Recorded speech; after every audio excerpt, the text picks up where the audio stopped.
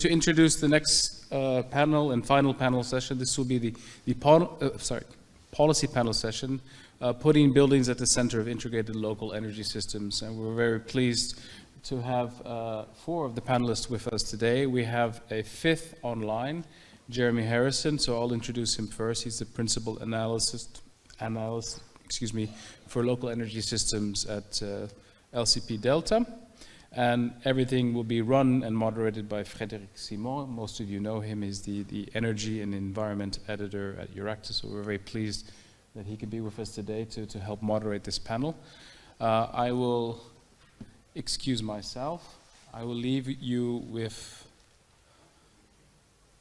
the iPad so you can have the questions and answers. There's no password. So I'll leave it to Frédéric. Thank you. Thanks, Hans. Good afternoon, and welcome to this policy session, which comes, I understand, at the conclusion of today's event on fuel cell micro-CHP. I'm Frédéric Simon, the Energy and Environment Editor of EURACTIV. We're an online media specialized in EU affairs, and I'll be moderating this session, which is titled Putting Buildings at the Center of Integrated Local Energy Systems. Now, buildings, as all of you probably know, are sitting at the center of the energy transition because they are such big consumers of energy and therefore also big emitters of greenhouse gases. To decarbonize buildings, the European Commission has launched several initiatives as part of the European Green Deal, including a renovation wave to make buildings more energy efficient and a proposal to update the Energy Performance of Buildings Directive, all this with the objective of reducing emissions to net zero by 2050. So what are the solutions available to decarbonize buildings, both in the short and in the long term? And what can be the role of fuel cell micro-generation and hydrogen in all this? To discuss this topic, I have the pleasure of welcoming Mrs. Paula Garcia. She's Deputy Head of Unit in charge of Energy Efficiency and Buildings at the European Commission's Energy Directorate. Eleni Kontonasiou. She's Project Officer at the Clean Hydrogen Partnership. It's an EU-funded public-private partnership supporting research and innovation in hydrogen technologies in Europe. Federica Sabatti maybe will be joining later. She's Secretary General of the European Heating Association. Here on stage,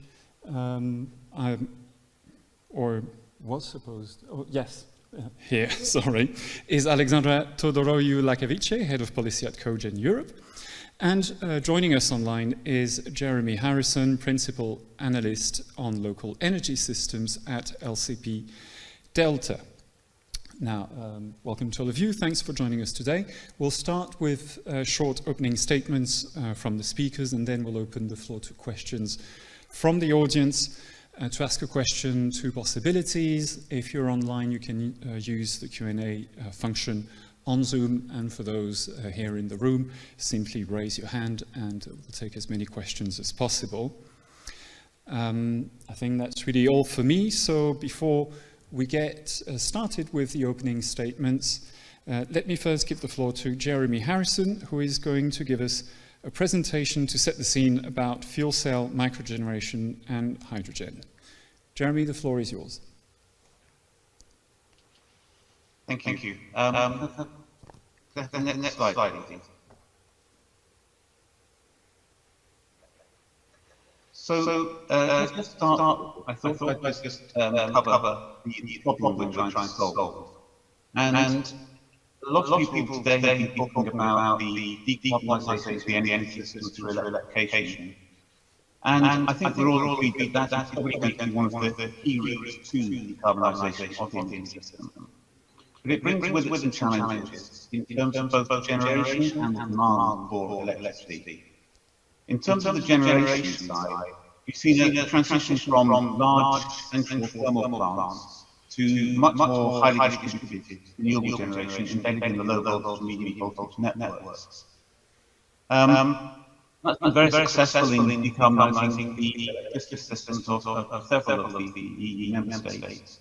But it does bring with it the problem that, firstly, it's intermittent, as we all recognise, but the other side of it is that it is not dispatchable and it has much lower system inertia.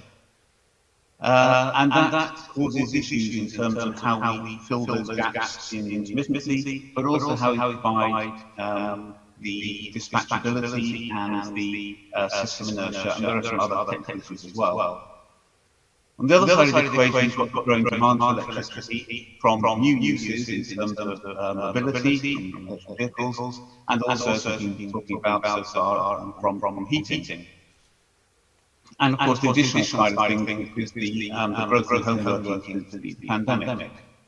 And one of the previous speakers talking about the conventional routes to fixing that problem in terms of networks and reinforcement costs. And I think one of the previous question actually was about these 300 euros a year per kilowatt for flexibility services.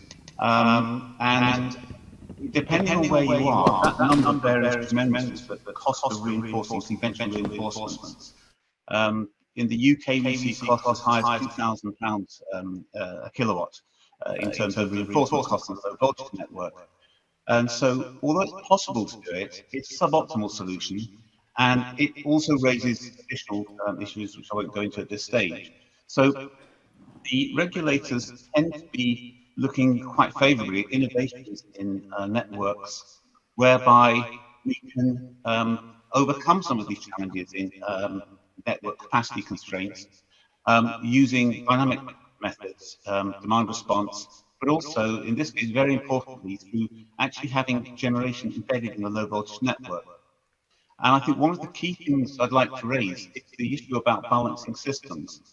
So people often talk about balancing the supply and generation within a country, for example. And historically, that's fine.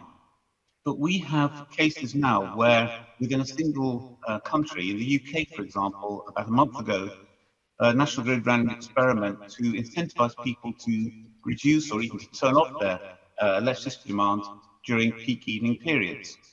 And it was very successful in doing that in England. But north of the border in Scotland, we were paying wind generators to turn off their generators, to constrain the generation, because there isn't sufficient interconnected capacity between the north of the UK and the south. So it's no good saying you've got a system balance when in fact you don't have the necessary balance at a local level. And I think that's one of the key areas where fuel cell micro-CHP is going to make a massive contribution, because as the previous speakers have alluded to, it's possible to have adjacent homes with heat pumps, in fact even the same home with a heat pump and a fuel cell, but even within a single local network, you could have homes with heat pumps, some of them with heat pumps, some of them with fuel cells, and the fuel cells supporting those. So can I have the next slide, please?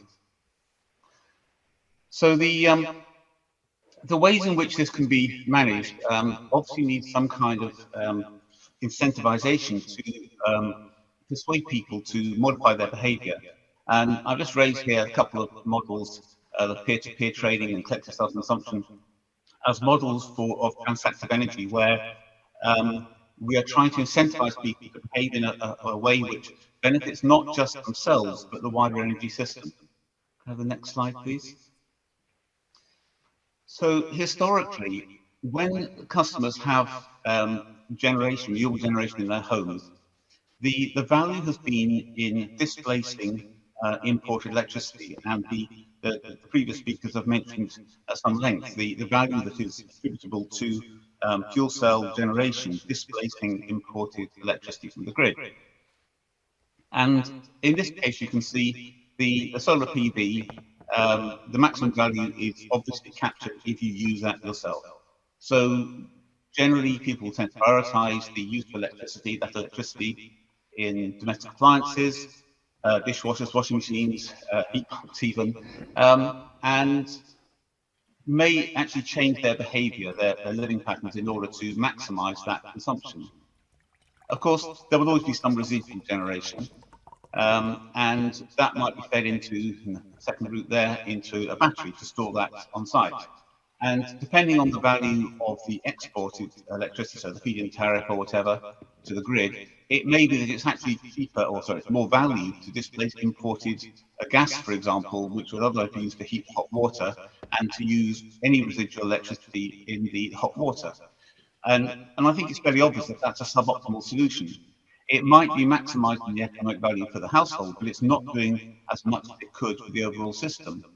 So transactive energy is about creating a market in which economic signals to the individual householder not only provide value to the household, but also to the energy system as a whole. Next slide. So the next slide. Thank you. So this is an example of a consumer microgrid in which you have a doesn't actually have a microgrid, but a single circuit, a bounded circuit, shall we say, in which individual households are managed through a trading platform to provide supply to their neighbours as is required for the balancing of that local system. And there may also be some communal assets, in the case of a collective self-consumption scheme, for example, maybe some communal generation or storage asset, perhaps with an anchor load of a school or something like that. And this isn't just a theory, this has actually happened in practice in a number of cases. A particularly well-known case, have the next slide please, is in the southwest of England. And the southwest of England is, I don't think we've moved on. Next slide, please. So this is the local energy market in Cornwall.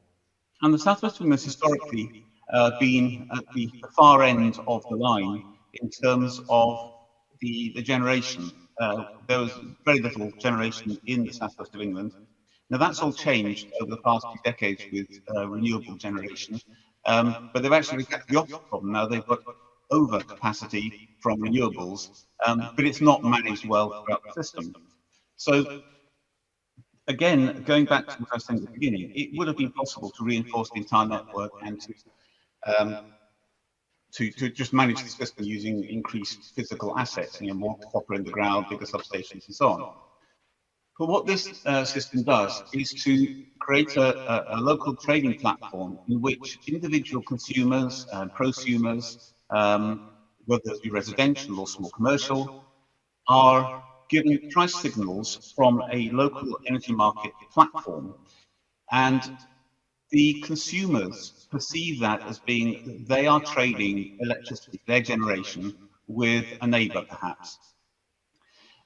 In fact, there's another dimension to it, which is that the network operator, which is managing the platform, is also providing cost signals to manage the provision of flexibility services to the distribution network, so that this isn't transmission or energy transmission system level ancillary services, it's about the local distribution network. And what that does is to incentivize people to run their micro-CHP systems, or to not run their heat pumps, for example. And in doing that, you create a much better synergy, an optimized system, which is able to accommodate additional, otherwise constrained wind. So I think somebody referred earlier to the point about the optimization of the system and the thermodynamic efficiency of the fuel cells. And I think the big mistake people often make is they look at the efficiency of the individual components rather than the efficiency of the overall system. And what this local energy market is demonstrating is that by incentivizing specific technologies and management of those technologies, it's possible to actually incorporate a much larger amount of renewable generation in the overall system. So you actually decarbonize the overall system, even though individual components might have slightly higher carbon footprint. Next slide. So just to summarize really, as I frame the conversation, that this transactive energy model of incentivizing an optimum system enhances the system resilience because it's incentivizing investments in resilient system configurations. increases the system efficiency, it reduces network investments by those, it mitigates the impact of electrification of heat, it supports lifestyle patterns such as home working, and it generates mutual value from energy communities rather than simply accommodating them. And of course, it also helps to overcome some of the constraints for new house building connections, which is a major issue for house building, certainly in the UK. And of course, last but not least, it facilitates the connection of renewable generation. So I hope that gives us a bit of an introduction to the subject, and we can use that as a framework for the discussion. So thank you.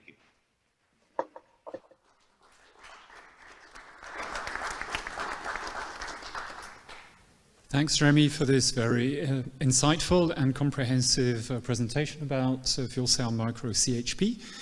We can now start immediately with introduction statements from our panelists, starting with Paula Garcia. Go ahead. Thank you. Good afternoon, and thank you very much for inviting me this afternoon. So thinking about buildings, what I would like to refer to is in particular to the European Green Deal and how that really sets the roadmap for the years to come. So if we think about the Green Deal, what it puts forward is really a path to deep decarbonization of all sectors. And buildings are no exception to this. And in fact, they have a very significant contribution to make to this decarbonization, which means that the sector really needs to be fundamentally transformed. The energy consumption of the building sector needs to decrease dramatically.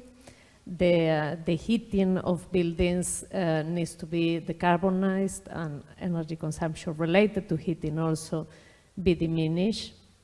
And if we also consider, for instance, the recent energy crisis, we should keep in mind that for natural gas, some 55% of our consumption in Europe relates to buildings. So this is a bit the context we are in and the roadmap for the years to come.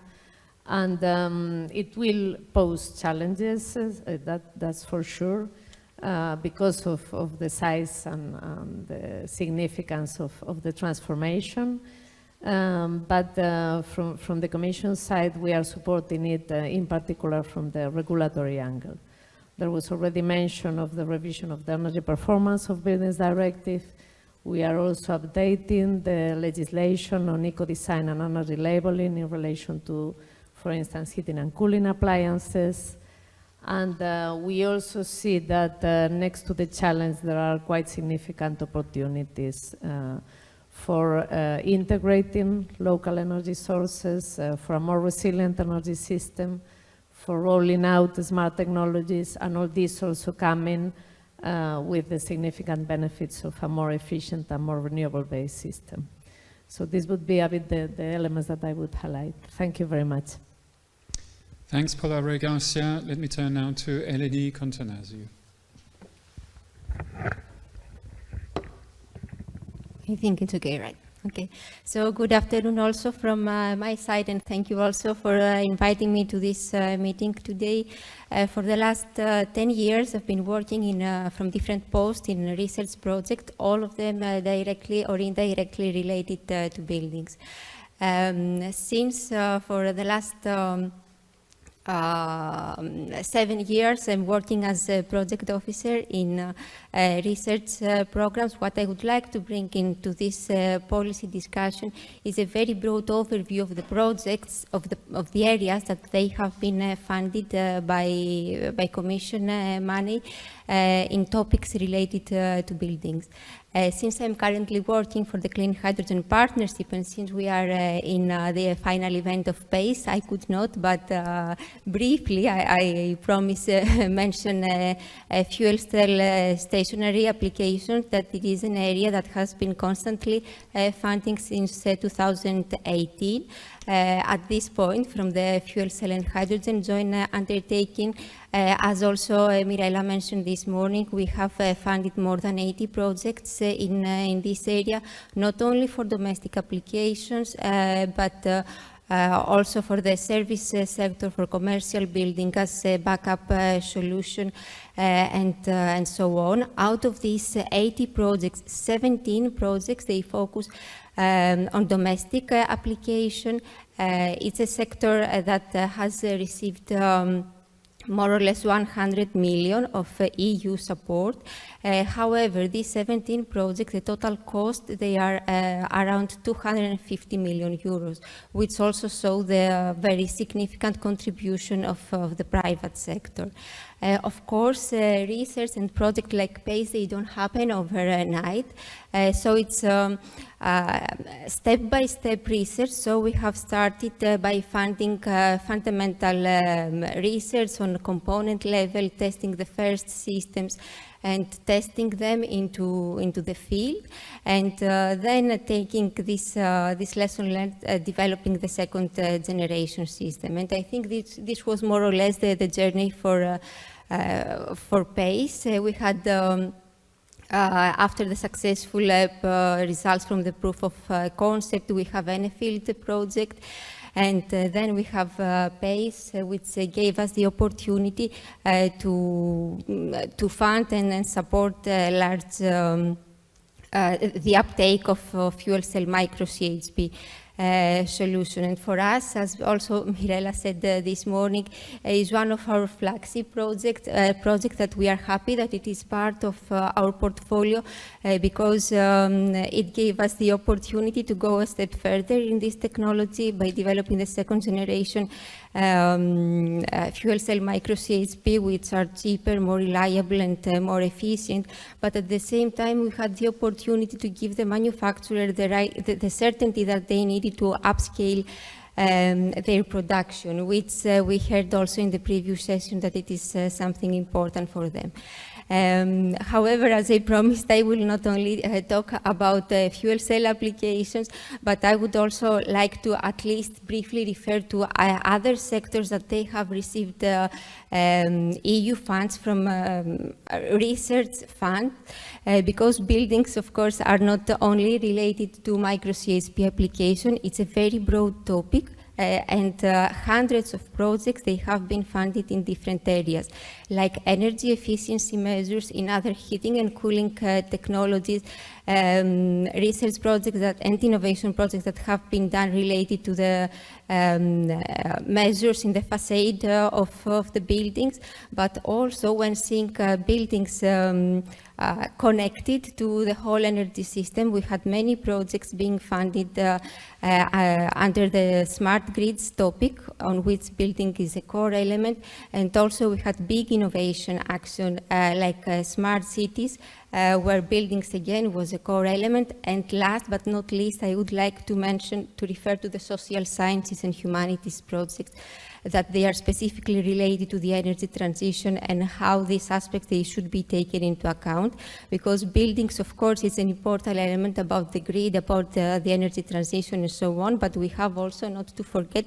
that buildings, they are the place that we live.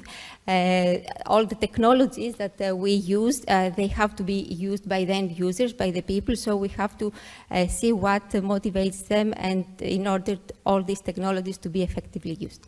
Thank you. Thanks, Eleni. So I was told Frédéric Sabati couldn't come at the last minute for health reasons, so we hope she gets better soon. So I give the floor now straight away to Alexandra Tudoroiu-Lakavičė from COGEN Europe. Yes. Good afternoon. Okay, I guess this one will work. Good afternoon, everyone. So indeed, I represent COGEN Europe, but for the past 10 years or so, I've also been part of the fuel cell micro-CHP world. Firstly, under the ENEFIELD project, and now seeing the PACE project conclude. So of course, I'm very attached and happy that PACE is concluding with success. But as COGEN Europe, for a long time, we've been supporting this idea of system integration and an integrated approach to energy, even before everyone else started talking about sector coupling. And that's because cogeneration in general is where electricity and heat and also the grids, all of the grids come together. So it is in its essence, an energy system integrator. When it comes to buildings, indeed, buildings are one of the biggest sectors to decarbonize. We often talk about hard to decarbonize sectors, and we exclude buildings from that category, looking only at industry or maybe the transport sector. But I do believe that buildings are difficult to decarbonize. And I think Eleni mentioned one of the reasons. It's because we have consumers living there, and we need to adapt our solutions to the consumers and their needs. Also, buildings are very diverse across Europe, so therefore we need a diverse set of solutions to respond to both their heat, electricity, transport needs, and so on. And then we have to think holistically about how buildings actually integrate to the energy system as a whole. As we see, electrification will play an important role. I do understand, and we do see that solutions like heat pumps and EVs are very efficient on their own. They are equipment that have very high efficiency on their own. But then at aggregated level, we have to also understand the impact on electricity grids. So there, I think it's important to really do proper planning of the energy system to see what 1 million heat pumps, 2 million EVs, and then on and on, what will mean for electricity grids, and how we can actually develop other complementary solutions to be able to mitigate grid strain, to be able to avoid unnecessary scale-up of power grids, and to also actually improve system efficiency. So that's really the perspective we take. And what we were able to demonstrate with the PACE project is that indeed solutions like fuel cell micro-CHP are complementary to both heat pumps, but also to PV and wind, and also are able to deliver demand-side flexibility, complementing, again, all the other decarbonization solutions for buildings. And there's also a lot of value in a diverse energy mix and a diverse solution mix for the consumer as well, I would say. Thank you.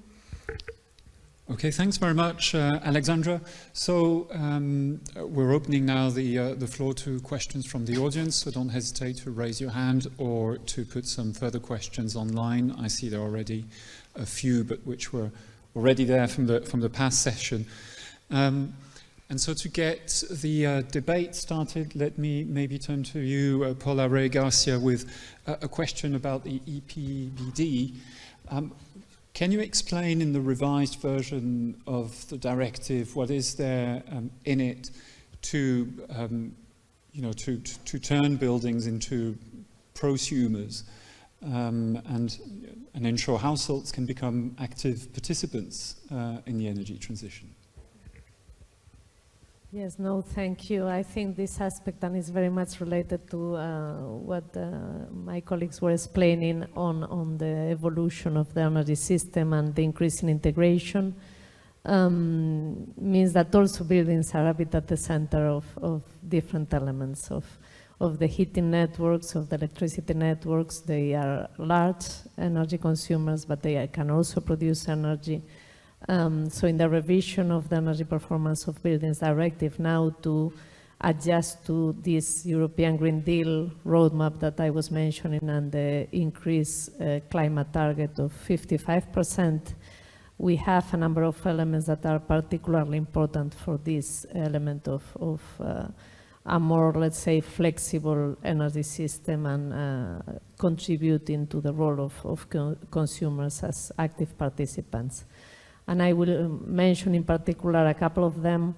A very important element, in fact, has to do with setting a vision for new buildings that is adjusted to this new ambition of a higher climate target. And this is what is put forward in the revised energy performance of buildings directive that is now being negotiated as the vision for new buildings to become zero-emission buildings. This certainly will mean that buildings will not only, let's say, be passive actors in the energy system, but gradually also be much more active and better integrated in local networks with solar rooftops, with increased energy performance that also allows for thermal storage, so that we really maximize the potential that they have and the role that they can play. And certainly also the citizens and the companies and the industries that occupy those buildings. Another important element that we have throughout the revision is the focus on reinforcing all the elements on smart technologies. This relates more specifically to building automation and controls, for instance, in the case of non-residential buildings, strengthening all the elements on technical building systems, including those for heating and cooling, but not only, boosting further electromobility in buildings, because we have already those provisions in the current TPPD, but again, they are not really up to the increased demand that we have now and to the increased ambition. And we are also reinforcing and making mandatory for non-residential buildings the indicator that we have on smart readiness of the buildings. And the latter aspect is important because it's about raising awareness.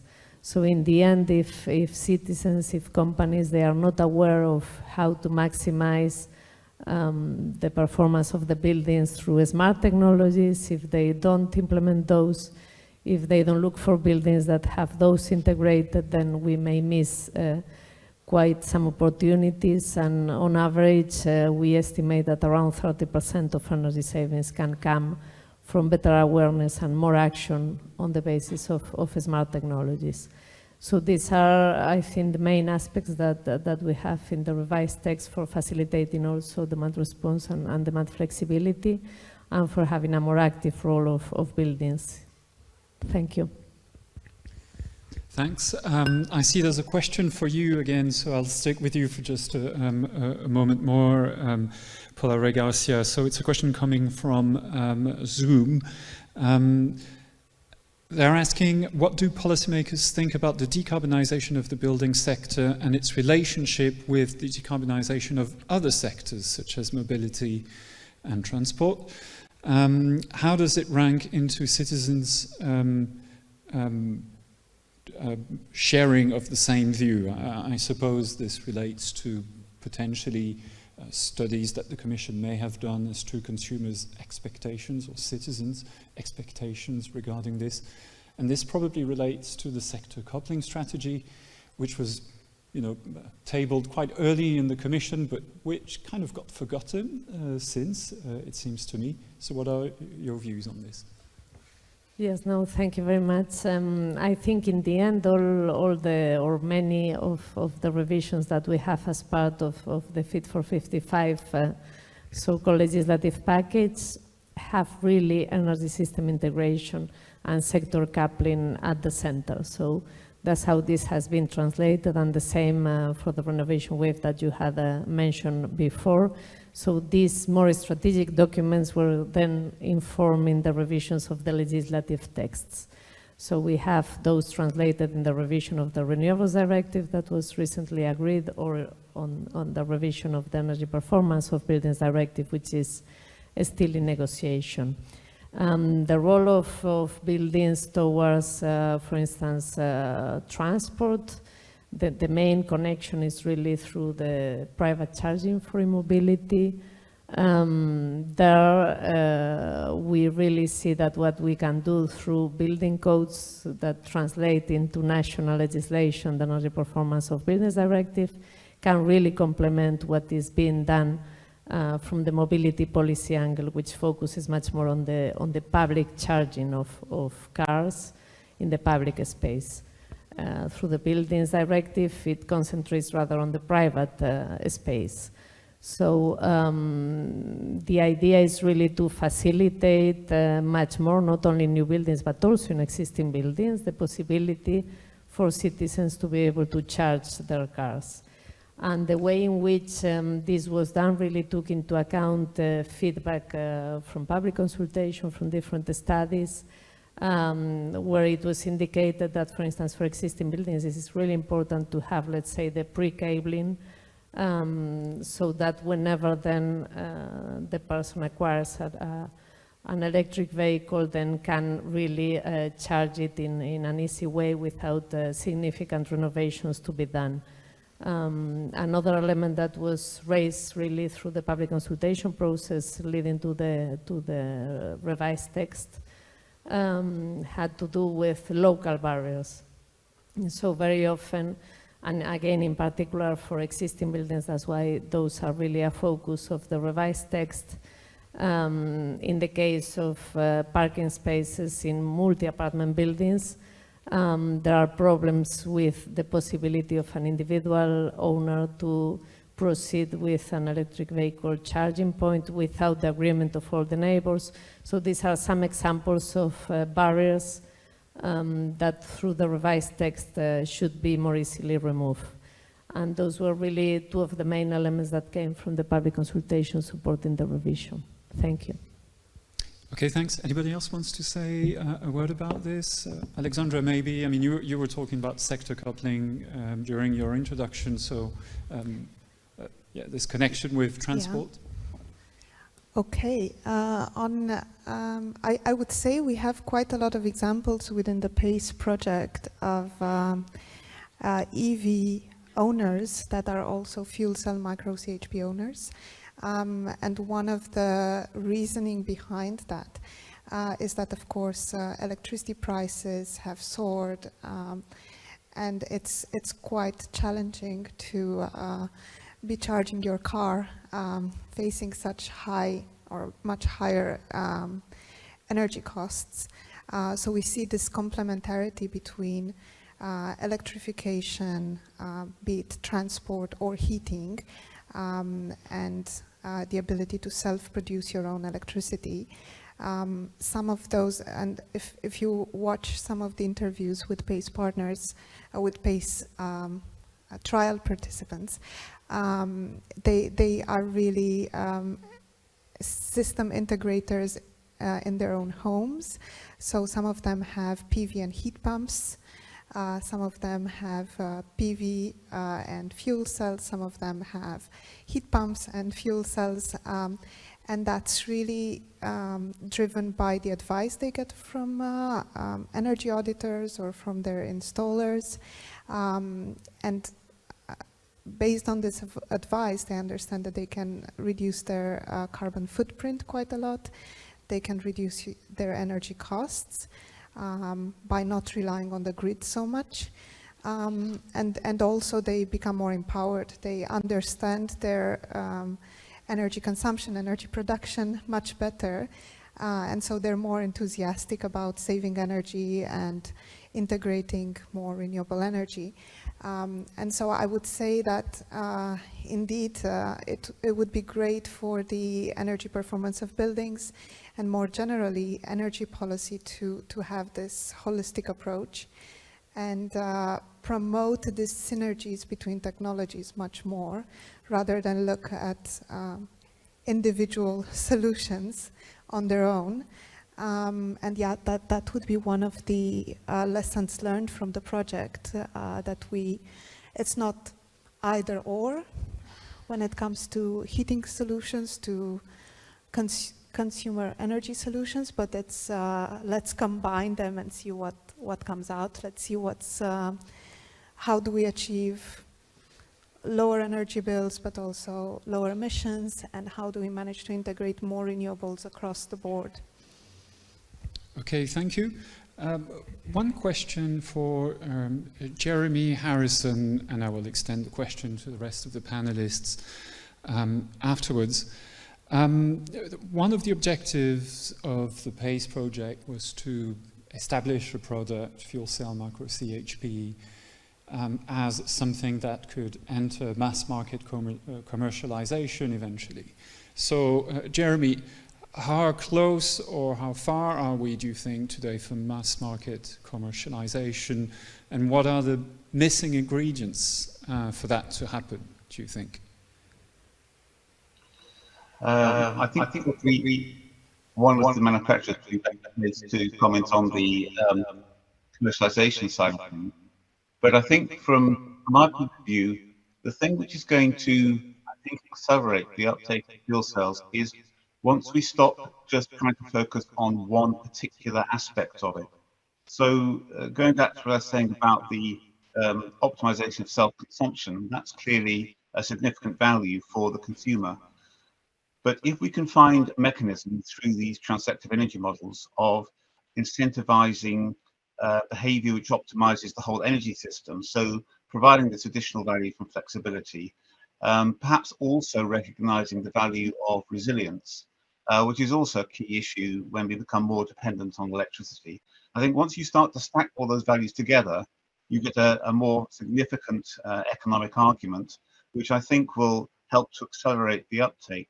And then there are also the practical sides of things, which I think people have alluded earlier to the issue about the importance of the residential heat sector. And given its substantial size, I think that we need to find ways which are more acceptable to consumers. I don't think we can keep just bludgeoning people around the head saying you must have this technology or that technology. I think, and one of the earlier speakers mentioned here, the system cost benefits of giving people all the options rather than just one option. I think that has to be brought forward. And I think that this rather purist approach about the thermodynamic efficiency of green hydrogen versus heat pumps, a bit of a distraction. I think we're going to need both. And I think that that's another way in which we can bring forward the role of the fuel cells in supporting that. Do that. So you're welcome to raise your hand at any moment to ask questions to the speakers. Let me ask you the same question, Eleni Kontonasiou. How far or how close do you think we are now to potential mass market commercialization for fuel cell micro-CHP? Mm-hmm. My immediate reaction would be that we are getting closer and closer. As I mentioned, this has been a long journey since 2008, and even before that, in order to reach this stage that this technology is available, is working, is, I wouldn't say cheap, but cheaper than it was before. However, what I would also like to mention is that one of the first things, let's say, that I learned is that if you want a technology to move, you need to have also the stick, the carrot, and the tambourine. So in order, let's say, something to move further, you need to have the stick, which is the regulation that we have, because we have to move towards a certain direction, towards the decarbonization. We also need the carrot, which is the incentives that one of the measures that it could be given in order the market, let's say, to move forward. And I think, for example, and correct me if I'm wrong, that the KfW in Germany, it helped a lot, and that's why in the map that we see in PACE, Germany has micro-CHP units, they have been largely uptaken because of this additional support that it was in there. And of course, we need also the tambourines, which is the awareness, the fun part that when you use a technology, you need to know what you are using, why are you using it, and be, let's say, if I may say, also kind of proud, let's say, that you use it, and with your own way as individual, you contribute towards a certain goal. So to conclude with, I would say that it is a technology that has already been deployed. Of course, it has more potential. There are things that can be improved. But overall, I would say, especially for stationary application, the micro-CHP one is one of the most mature technologies, let's say, that I would say we have in our portfolio, in our project portfolio. And in terms of the support, if you were to divide between the policy side and financial, would these be the two main elements of the further support that would be needed for, making fuel cell micro-CHP actually happen? I'm more in favor, let's say, in all cases about synergy. So I think that support should come from both directions. So indeed, more clear policies would also give the right market signal. But of course, let's say, additional support is needed. I mean, funding research projects, there is a reason that we do that, because we know that the industry cannot take all the risk, and that's why the Commission is using, let's say, this public fund to support this technology, to learn, let's say, from the mistakes and move the technology further. There were some considerations in the morning session if a technology can fail, but of course we will fail, let's say, towards developing something, but this is not something that we need to be afraid. And public funds or research funds, they are also there somehow to cover, let's say, this risk and mitigate this risk from the industry. However, industry should also take the share, let's say, that they have to. Alexandra, yes, same question for you. Yeah, I would also say that we are getting closer to mass commercialization. Of course, the PACE project and the KfW 433 in Germany were market introduction projects or trials. So after the technical readiness of the fuel cell micro-CHP was demonstrated, then we also had to demonstrate, okay, that this is a product that consumers can take up, and it's a market-ready product. However, we can draw a parallel to what's happening in Japan. In Japan, the NF Farm large-scale program managed to deploy 400,000 fuel cell micro-CHPs to date throughout maybe 6 to 10 years. I don't remember exactly how long the program took. And after this 400,000 systems were deployed, you were able to see reductions in cost because of the scale-up of production. In Europe, we are at around 25,000 across Europe. So the PACE project delivered 2,500. With this scale-up in production, OEMs were able to increase their manufacturing capacity 500%. So that's already a big achievement. But of course, to reach mass market, you need to scale up even more. We have some awareness among consumers. That's already very good. But we also need policy support. If you look at the high level, fuel cells are recognized in the Net Zero Industry Act. Fuel cells and micro-CHP are also recognized in the taxonomy regulation, the complementary delegated act. No, actually the delegated act. So it's listed along PV and heat pumps as a strategic technology that can help with the EU green transition.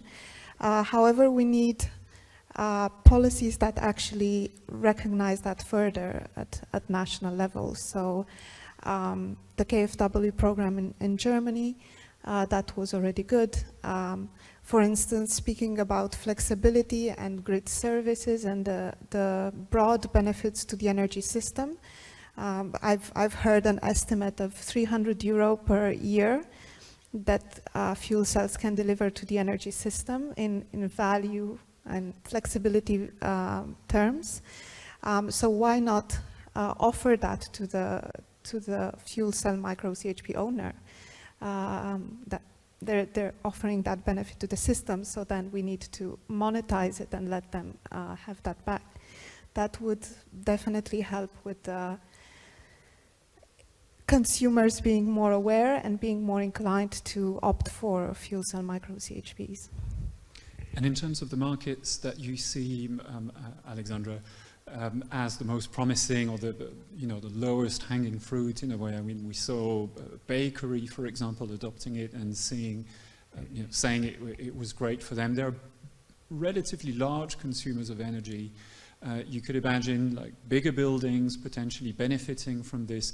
Are these the easiest clients to get for this type of application, or do you see also small households adopting these kinds of things in the initial phase? Well, if we look at the PACE project statistics, 80% of the units were installed in single-family and multi-family homes. So in fact, we have other case studies of households or even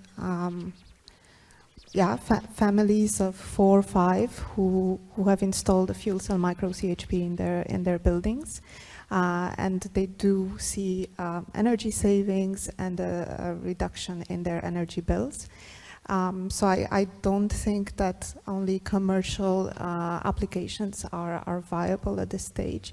But as we've heard in the previous session, of course there needs to be support to actually address that high upfront cost barrier for domestic consumers. Of course, an SME or a larger consumer is able to invest a higher amount in the beginning and then rely on the gradual savings that they will get over a few years. But as a domestic consumer, that's a bit more difficult, I would say. Yeah. So, Paula, Garcia, what does that make you think? Is there actually support available at the European level in terms of financing, and also maybe some gaps remaining in terms of the policy?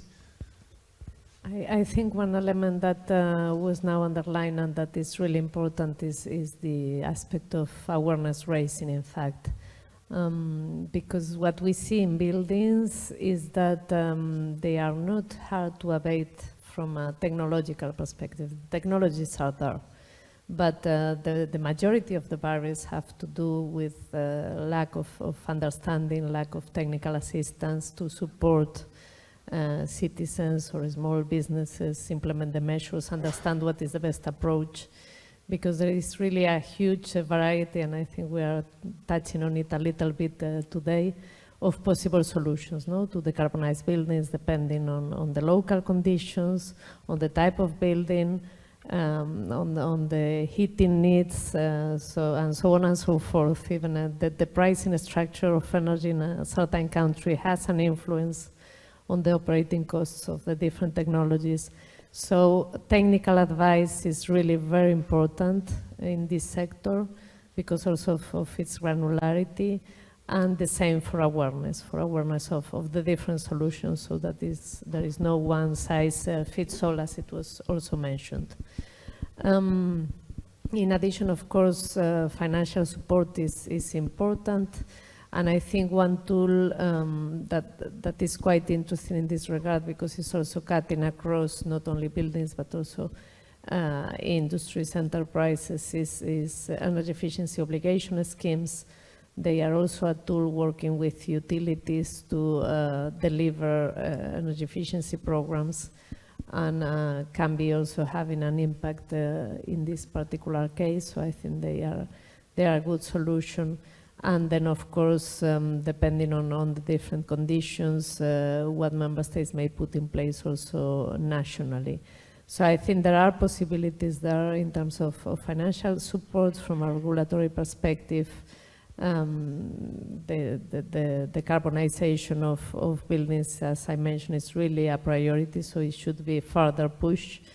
And then I would also underline the aspect of awareness raising, which is really very important.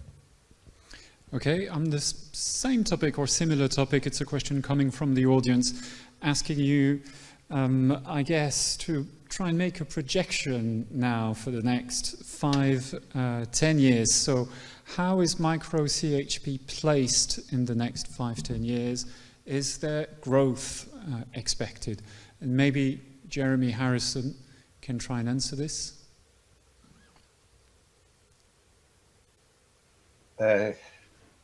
Yeah, that's not an easy answer. I think the problem with trying to project the growth is that we tend to base our projections on a rational decision. And on that basis, you would say, well, there is an economic driver which would encourage the growth in the fuel cell market, even without huge subsidy schemes or support schemes. I think that, as I mentioned earlier, the ability to stack values from self-consumption, flexibility services, resilience and so on adds up to quite an attractive potential value, and that should drive growth. Now, there is the additional point about the implementability. You know, how easy will it be to set up the routes to market, you install the networks and so on, and that might be a complication. But on a rational basis, I would say that there seems to be a very strong case for the growth in fuel cells. There will be a slight complication, I suspect, in terms of whether how long these fuel cells will be primarily focused on a methane gas supply, based on either biomethane or blended hydrogen in the network, whatever. Because there will come a step change in the market when we start to see pure hydrogen supply, because that will substantially reduce the cost of the fuel cell technology. It will also, and I think this is really important, make them a lot smaller. They won't need the reformation components. And I think that taken together, the economic change plus the practicalities of a fuel cell scheme compared to a heat pump in some applications could make it a very positive growth potential.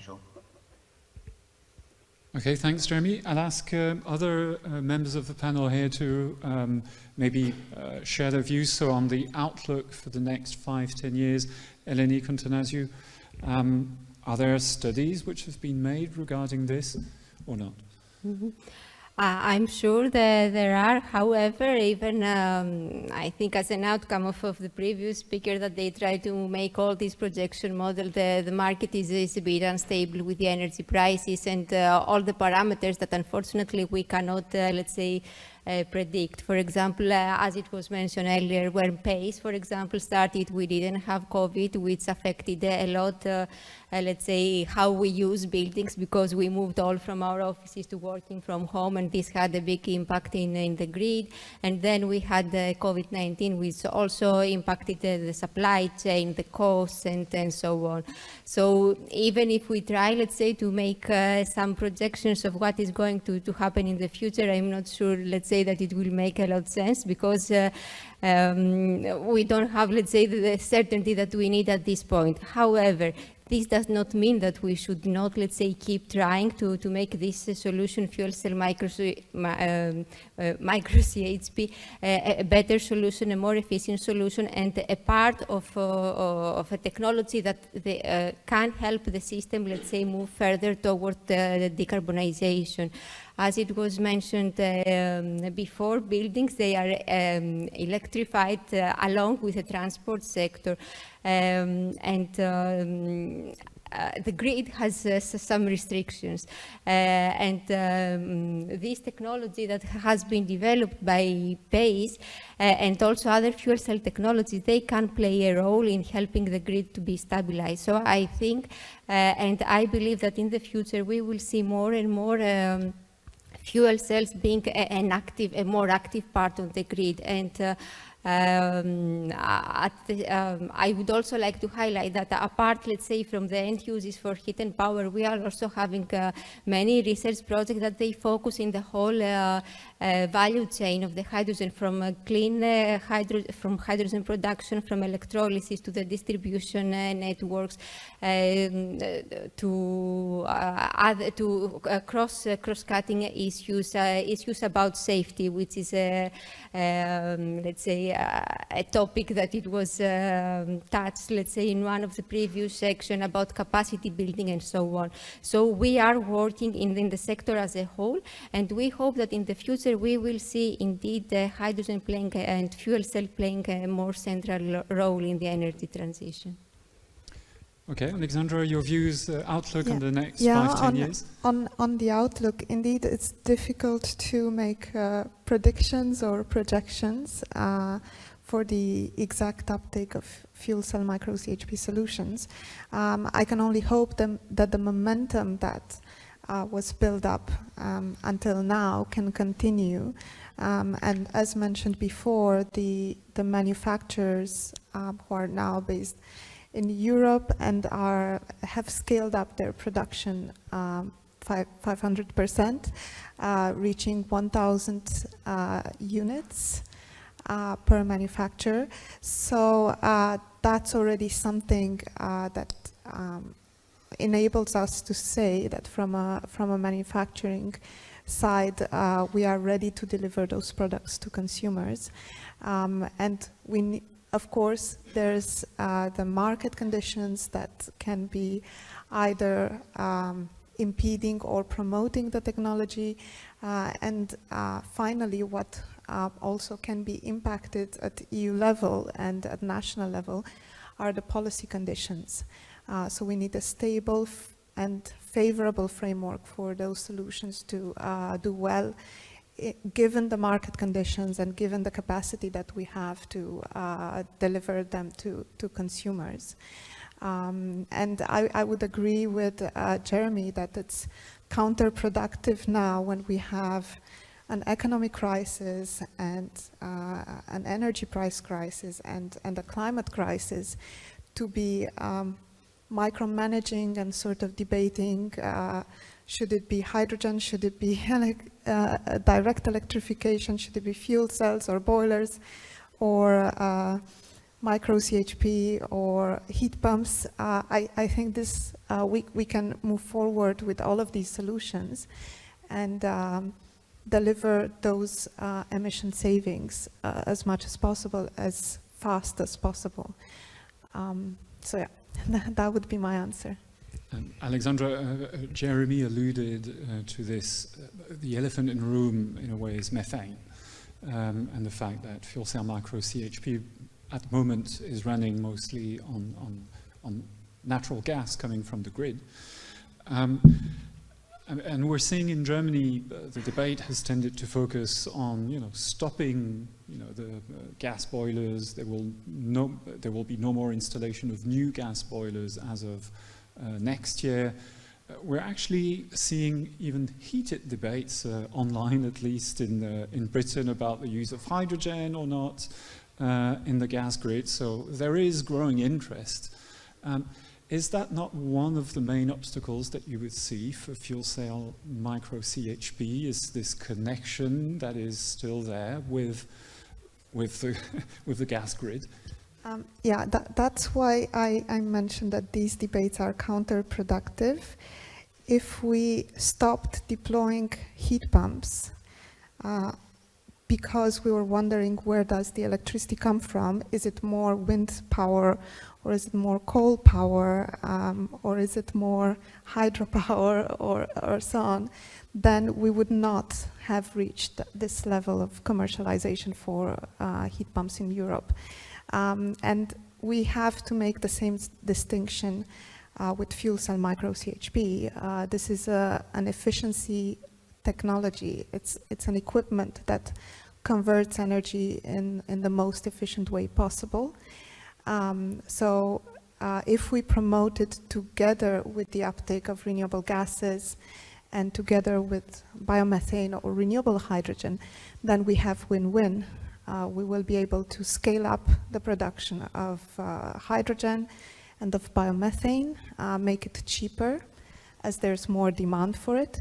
And with the fuel cell micro-CHP, you have the benefit that you use those valuable sources very, very efficiently, just like heat pumps use electricity very efficiently. So I think that we can actually use the same logic that we've used to be successful with electrification, especially because electrification and micro-CHP and renewable gases are complementary from a system perspective. So I think we can have a debate, but we don't need to have a heated debate about this. We can have a cool debate about it. Eleni, Kontonasiou, your views about this? I mean, indeed, gas has got a really bad name, since about a year ago. Mm-hmm. Yeah, I would like to start, let's say, by saying that until today, I still think, let's say, or I thought that the elephant in the room would be the heat pumps. So coming, let's say, to an event of a fuel cell micro-CHP, I thought that maybe, let's say, this kind of debate and this kind of comparison would try, let's say, to be a bit aside or a bit hidden.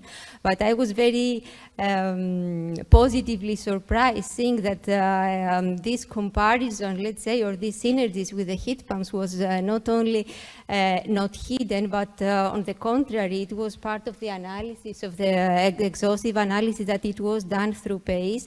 And I was very happy to see that you have not only compared, but you have gone a step further and you have analyzed how these two technologies, they can work together.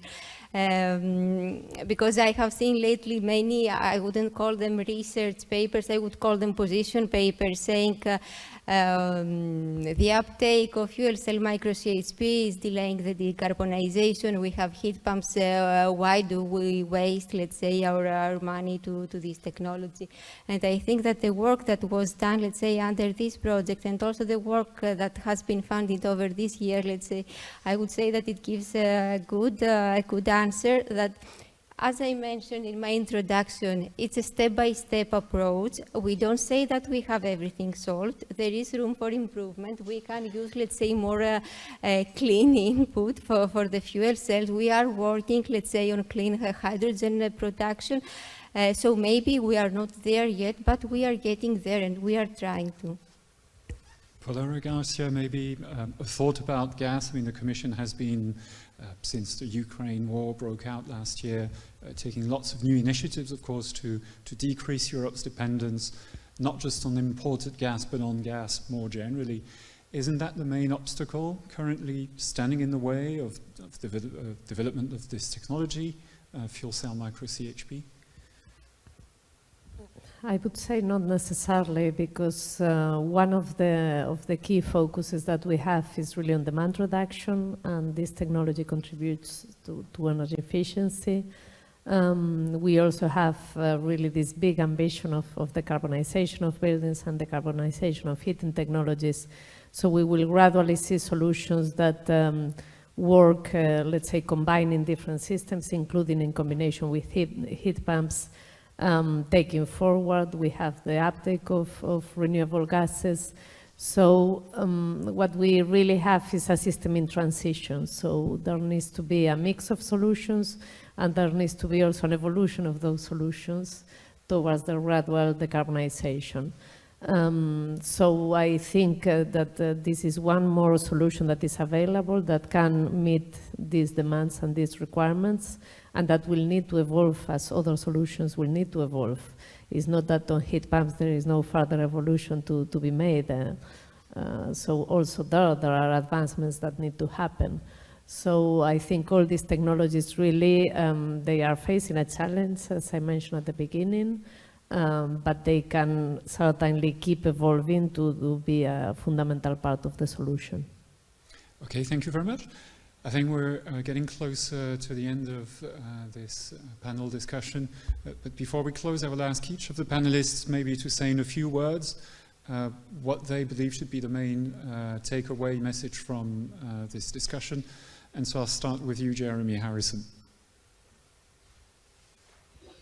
So I think one of the great things about fuel cells to me is a bit like solar PV, that it's a very scalable technology.